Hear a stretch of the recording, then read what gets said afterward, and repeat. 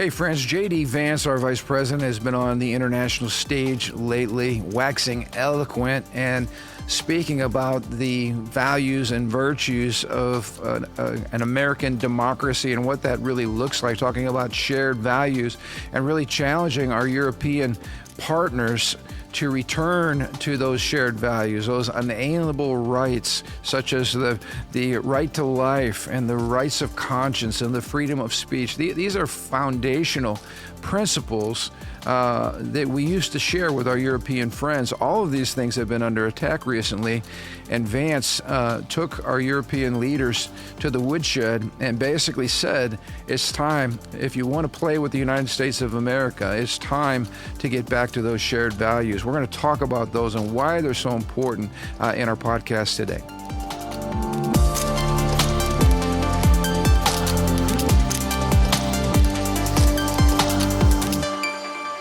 Hey, welcome to the Ron Johnson Discipleship Podcast. Thanks for tuning in and sharing this half an hour or so with us each week. It's a joy to be with you. I want to say hello to all of our stalwart fans out there, our members of our fan club. There's, I think, up to 4 right now. So we appreciate you guys. That'd be Sam. That'd be Dave. It'd be my mom. Did you convert your mom yet? No, my mom's not converted. Well, I'm converted. All right, we got three that we know of. My wife watches sometimes. Does your wife ever tune in? Sometimes. I wouldn't know. Drew, I wouldn't call her like a fan. You got to help on your end of the deal She's here. not like all into the stuff that we're into. All right. Well, you can double viewership if you just get your family going. I got my kids starting to get in the loop here too. Trying to teach explain to my son what woke means. So it's a little more sophisticated concept. We're watching some Nike commercials. Train up a child let me try the to way teach that you he should go. what when is he's woke. old, he won't be woke. Well, it's just the concept's kind of like if you're living in it, you can better explain. He's not in that world. He's not on social media and all that stuff. How old is he? He's 11, so Come on. I kind of insulate him from all that. He's overdue. But we were watching the NBA All-Star game last night, which was horrible. I won't even go into that. There were tons of Nike commercials that just to me was just. Well, not only then is the branding terrible, but let's just be honest. The NBA All-Star game, when they score like 150 points by halftime, you might question whether anybody's playing any defense. Well, all right? They switched the format, so I wanted to check it out. But it was uninspirational. I say that. Yeah, that way. I couldn't watch it. All they did was run up and down and do slam dunks and stuff like that. So, Anyway, let's move on to brighter issues. How did we even get to that topic? I hope with all, here's a brighter issue for every patriot. I love the fact that all the woke poison is being sucked out of the body of the American population here. It seems like some of the last vestiges, though, are places like our NBA teams or our sports teams or the ESPN, places like that. Where maybe we'll have to work a little harder to get the poison fully out. But anyway, I'm hoping that they're catching on because it's not good for the brand, that's for sure. I don't know if you're ever going to completely get. I mean, it's a religion. I mean, wokeism it's a worldview. It's a religion. It is a worldview. Yeah. It's religious in nature. Yeah. And those things you don't really objectively take it out because it's a religion. It's a belief. It's a faith system. I say it that way. Yeah. No, that's a good point. Yeah. They would not recognize it as such, but that's exactly what it is. Yeah. And that's why we see, even though Donald Trump won the election by a landslide, he has a clear mandate. We're looking at polling numbers now that are off the charts. Even people that would not call themselves, a Republican, agree that he's literally doing what he said and promised that he would do, and yet you still have these ideologues who are just driving down and drilling down on their religion and refuse to cooperate, refuse to recognize that the ship has moved on, that it's been a failed experiment, that that's not what the American people want, and the election proved it. It was a beating. And yet we continue to hang on. And to your point, the reason that you hang on is because at that point you're hanging on to your religion. And that's exactly what's happening. I think a lot of people hang on because their religion, and also a lot of people hang on because it's very profitable for them. They are getting jobs how many the DEI coordinator, inspectors, facilitators are under the taxpayers' payroll, right? Oh. So it's a think lucrative of the business. lady in California that was getting almost $200,000 a year and was completely unqualified to do anything, and that was paid for on the. It used to be public service. If you stepped out of private sector into the public arena, you knew you were going to take a severe job cut because the taxpayers are paying for you, and you would do it because you were a public servant, not because you were looking to get rich. Well, those days have come and gone.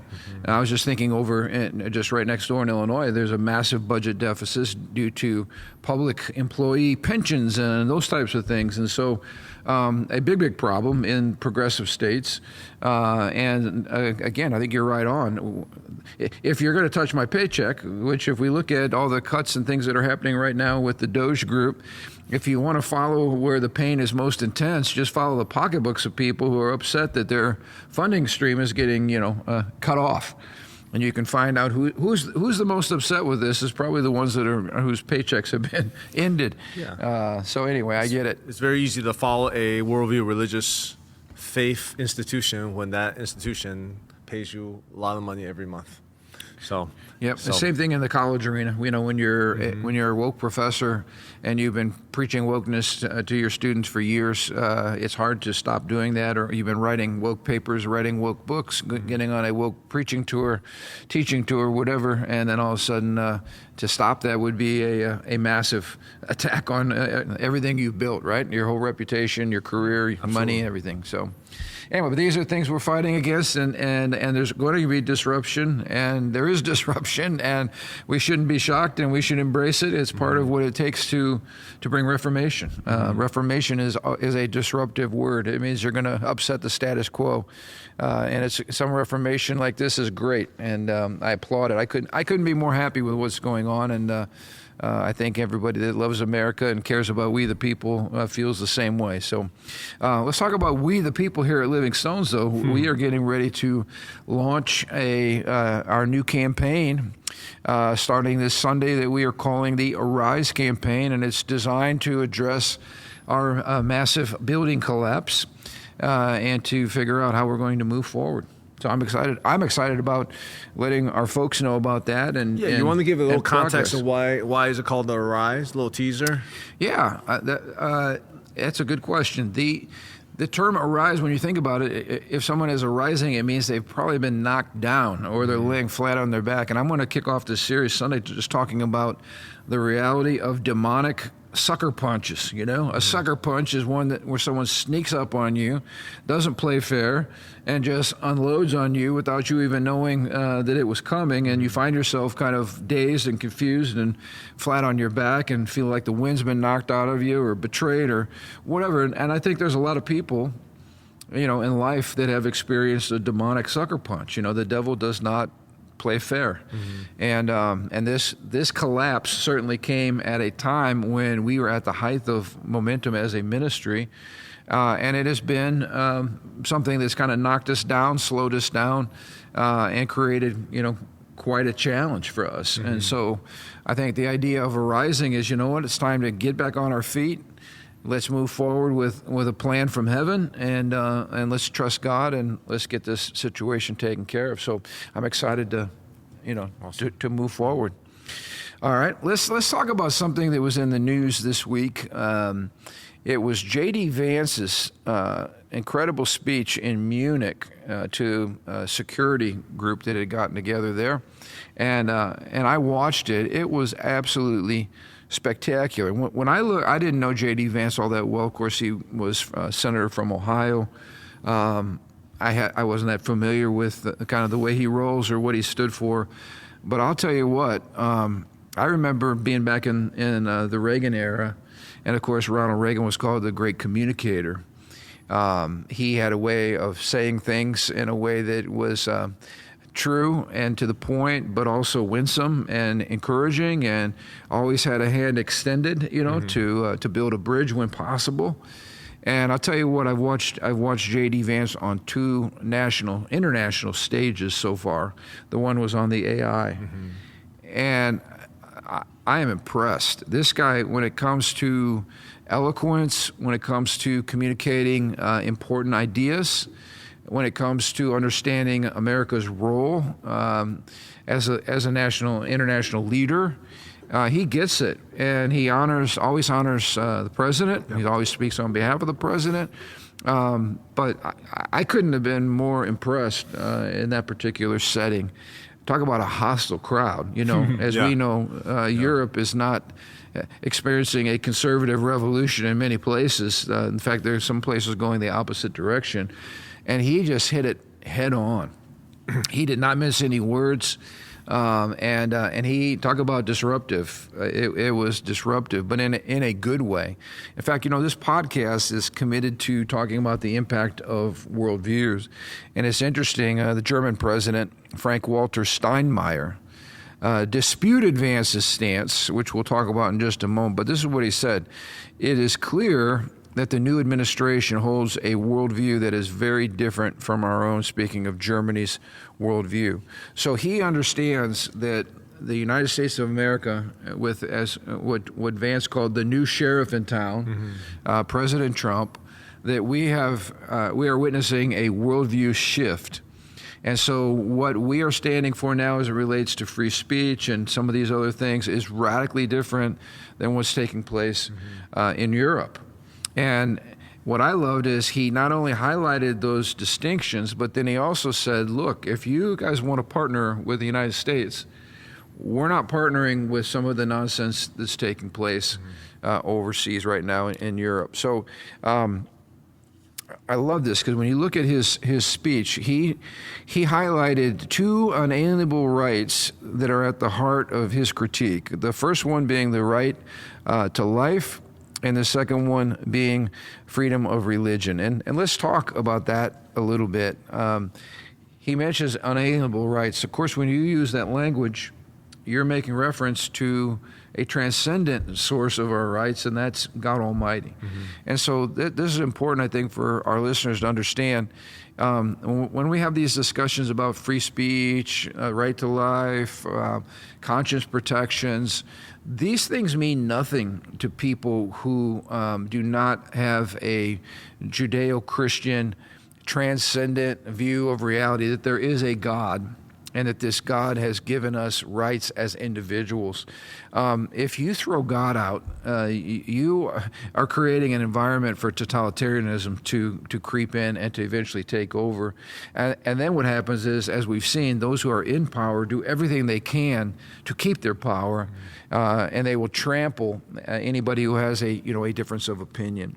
One of the things that he brought out, well, he talked about a lot of great things. Let me highlight a couple of them here. He said that while everybody was concerned about Russia and Ukraine and the war, that we should be more concerned in Europe with the threat from within. And the threat from within he was talking about was this trampling of free speech that's taking place across Europe. We should be more concerned with what's happening in our own backyard. He talked about a retreat from fundamental values, and he talked about shared values. And so when you look at democracy, the East and the West, Europe and the United States, he was appealing to what we used to have in common. And he's basically was asking the question, what are those shared values? Because it seems as if there has been a backsliding, a retreat across Europe of some of the values that Americans would hold strongly. He talked about censoring dissidents. He talked about trampling free speech. He talked about criminalizing silent prayer, shutting down social media if something was deemed as like hateful content.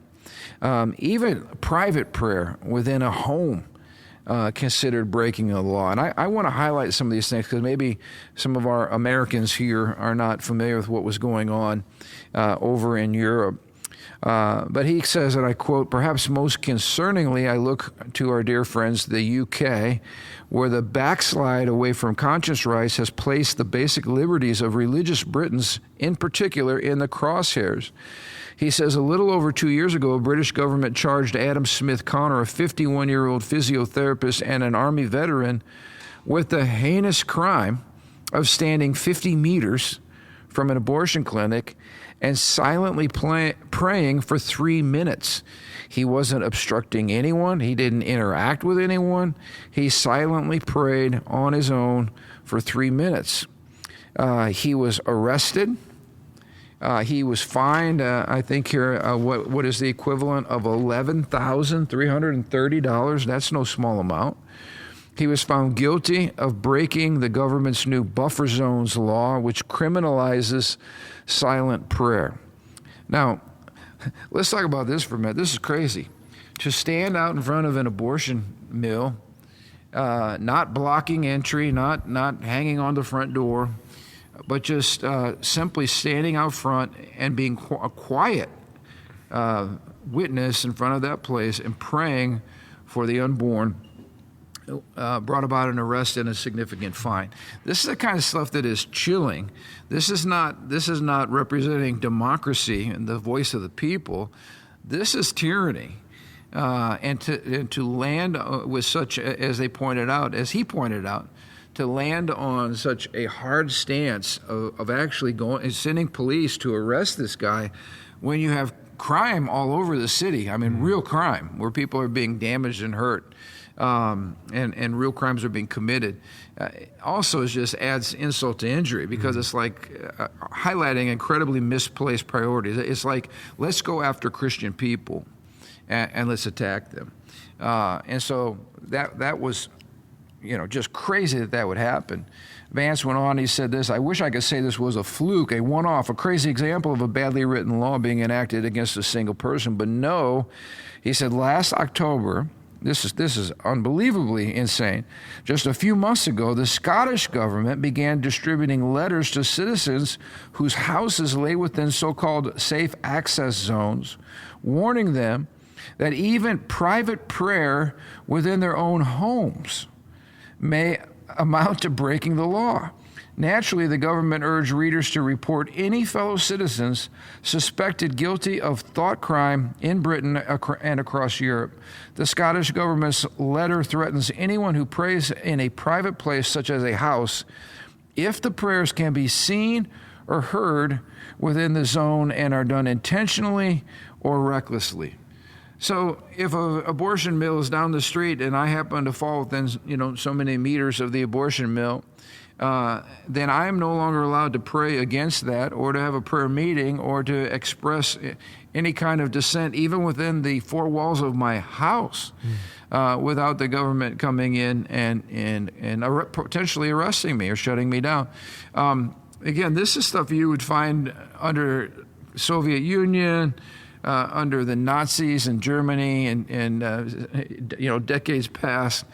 Certainly not nowadays in an area that is supposed to be a country with shared values. I mean, when we're talking about Scotland, we're talking about, John Knox. We're talking about some of the great theologians, great reformations that have come out of these areas.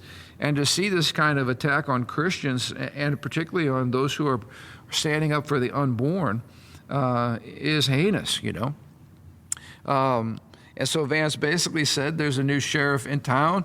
And I love this because he called out the Biden-Harris administration and basically said they were engaged in censorship during our last election. If there were ideas that they didn't like, they shut them down. If there was a candidate running for office that they didn't like, they made sure that they deplatformed that person. And he basically said those days are over, for America. Mm-hmm. And this is great news for any of us who care about rights of conscience and the freedom, to express ourselves. I pulled a George Orwell quote from 1984, his book. He said, "If liberty means anything at all, it means the right to tell people what they do not want to hear." it's great. We can all agree and be on social media with no dissenting viewpoints, but that's not freedom of conscience or freedom of speech. Freedom of speech means you can say something that I might disagree with and might even be offended by.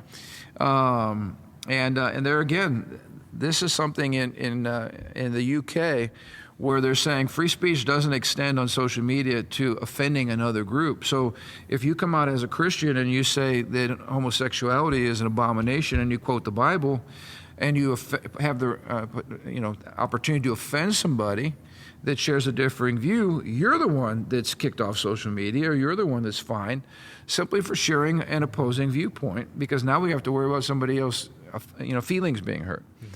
Now, Vance basically said, we're not playing that game, and if you want to play that game, you're going to be playing it by yourself. And here's what I love. Politics is not a game for the faint-hearted. You take advantage of your strengths, your abilities, your leverage, and that's basically what's happening right now.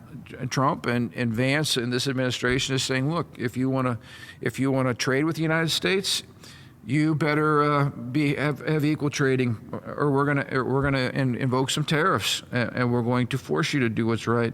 The other thing that Vance did that I loved is he goes over there and he says, look, if you guys want to work with the United States, you all need to start paying to defend your country, and you need to start increasing the amount of money you're spending on defense, because we're tired of picking up the bill. Mm-hmm. I mean, these are bold statements on an international stage. It's so interesting because by contrast, it seems so bold and so daring, right?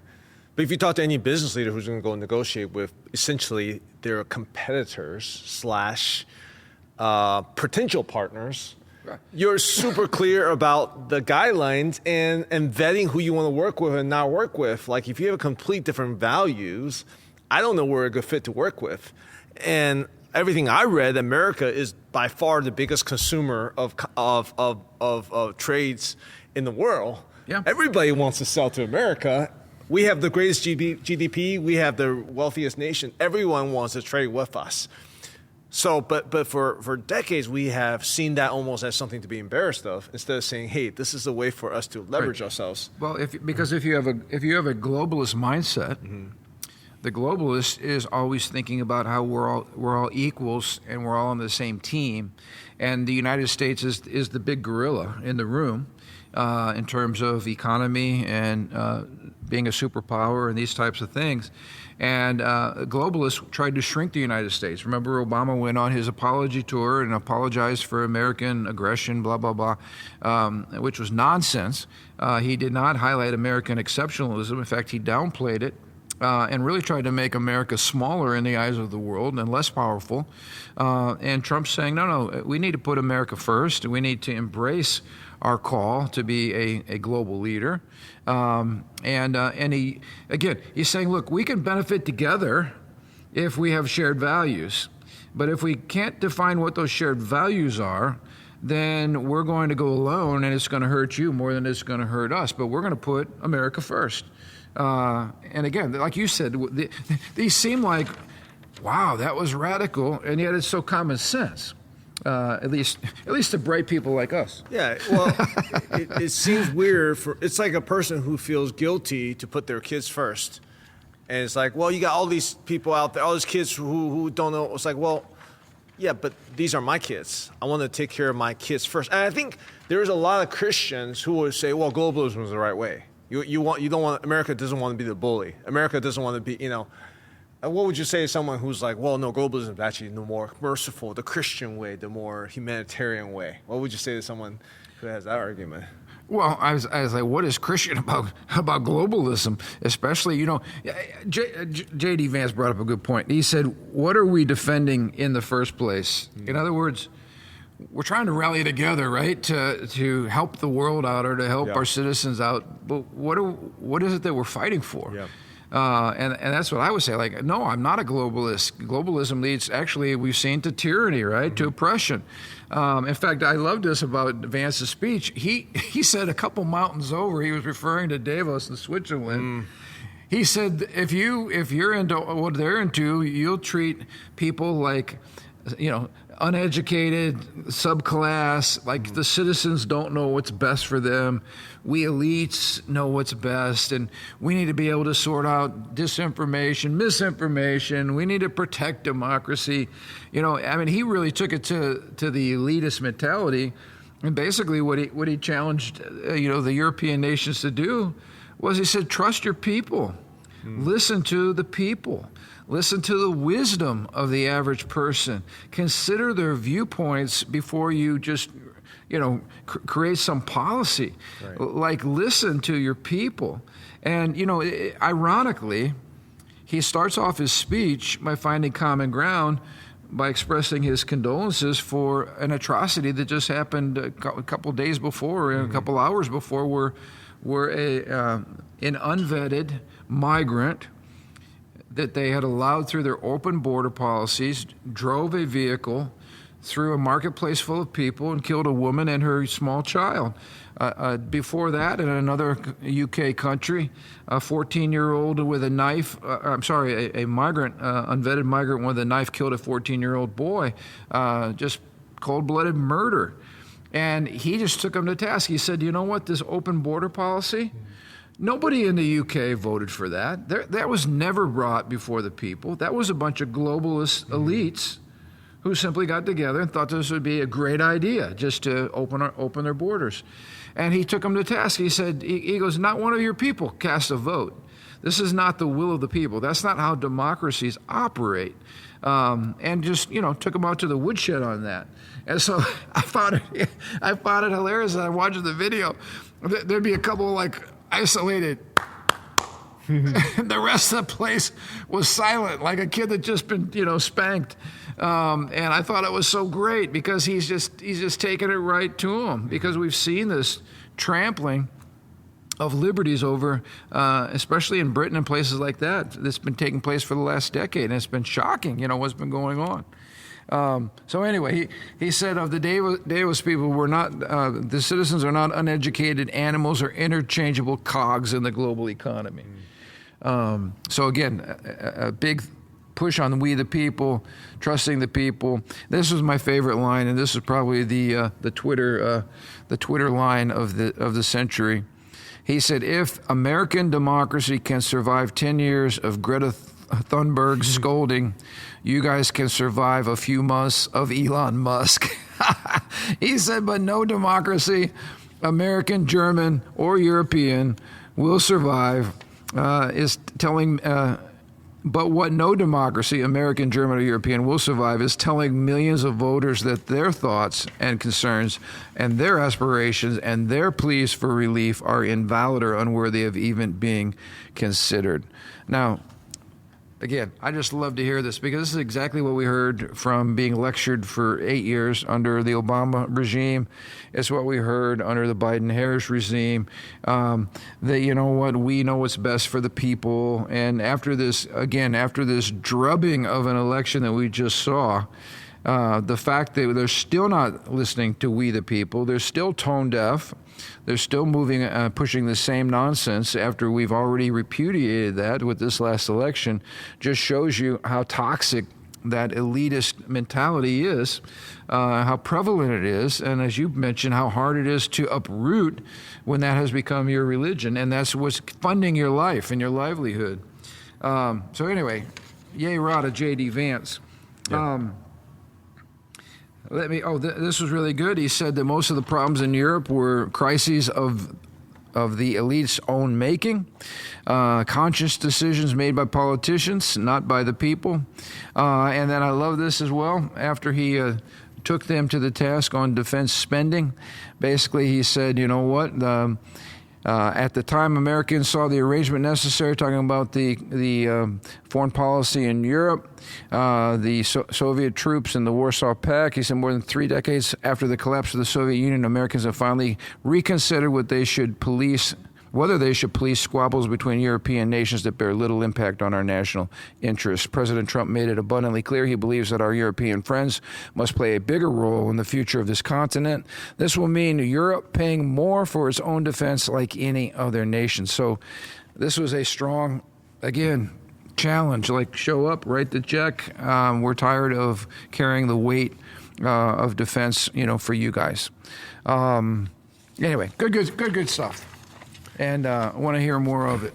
Yeah, well, what I find very attractive about J.D. Vance is he speaks as a man with conviction. Yeah. He's not pandering to anybody. He's going to a hostile crowd, but he act like he's the coolest kid in the room. He does. He is, he walks in there and he's not looking for anyone's approval. He's not looking for the media's approval. This is what I think the last 4 years has really done to a lot of these conservative leaders is they're so used to being tarred and feathered by the media and the Hollywood and whatever big conglomerate, whatever, that they just don't.